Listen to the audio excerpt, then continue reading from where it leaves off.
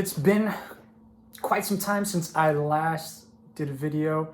Been trying to do a lot of thinking on what I want to talk about on this platform and what I want to do to engage you all in the audience. And being pretty new to the game of football, soccer in the US, I really don't want to put on this facade of expertise.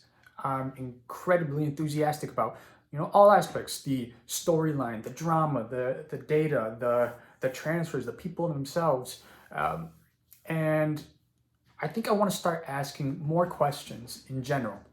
So first, the latest news is that Alex Mac Allister, it's a done deal. He's coming to Liverpool. What does he bring? What does he do that makes him so valuable? And apparently Liverpool got a pretty good deal. I think it was about £45 million for Alexis. He's at a young age. He's proven in the Premier League. But what does he bring to the field? Is it his pressing? Is it his calmness on the ball? Is it his vision? I heard from another channel, his name is Alex Mac. Check it out. Brings up a lot of good points. I think he said that he compares him to a Luka Modric. And I'm curious what other people think those comparisons are as well. List of questions. So currently, who does he most resemble on the pitch? And that could be both on Liverpool's squad or on other teams. Like I said, as someone who's fairly new to the game, I don't have the history to fall back on and to say, oh, he reminds me of a player, that played on Liverpool's squad or a competing team back in the day.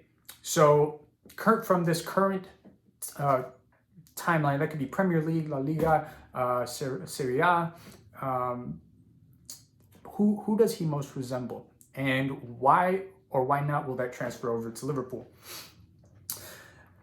And why did Liverpool ultimately target him? Why did they go so full steam ahead with this transfer? Could it have been the price? Is it, again, the type of player he is on the field? Is it his personality?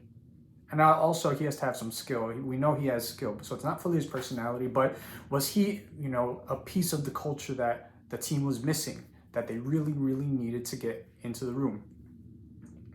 And why would he come to Anfield? What is in it for Alex Mac Allister? We don't have Champions League. What is in it for him to come to Anfield? Now, some would say Brighton don't have Champions League football, so he's not losing that by as if he was going to stay.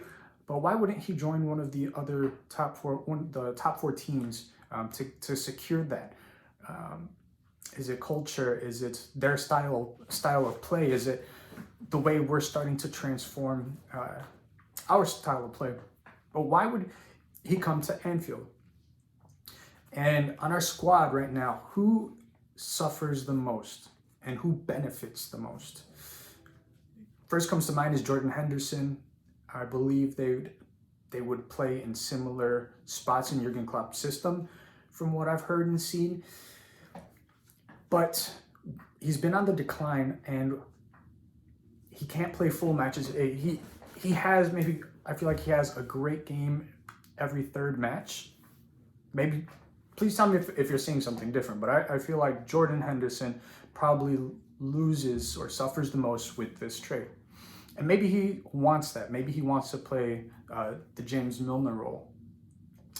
And who benefits the most? I would say, one, Darwin Nunez, Cody Gakpo, Luis Diaz.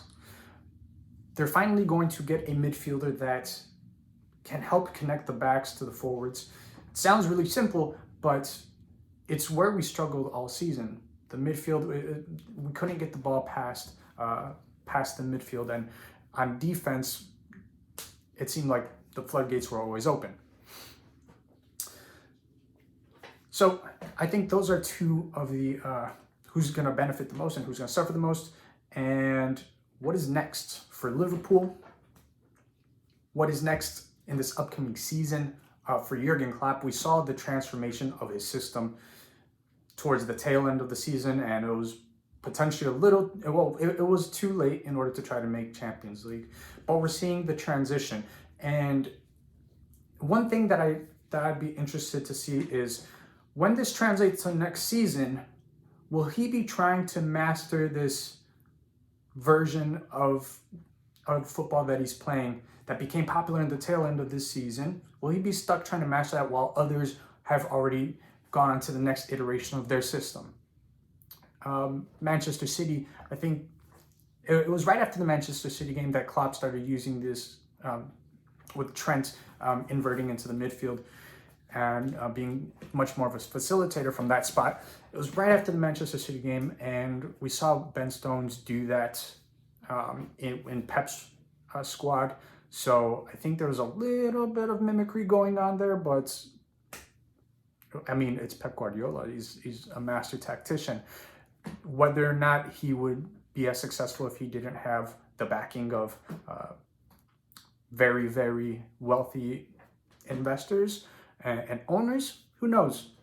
I have a few thoughts about that. But what is next for the team? What is next for new signings? Who's coming in? We've heard Thuram and Kone.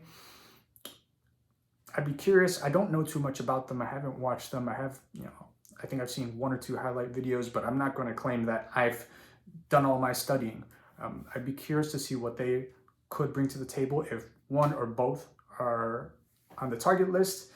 But then who is beyond that? What's the next signing after that, and what's the one after that? I think we'd probably max out at 4 potential signings, unless we bring in someone Andy Robertson style, who's coming in on a low fee from a different league and is able to not be play ready, but not raw enough where he's going to have to go out on loan for a couple years, like it seems like Fabio Carvalho might be doing next year.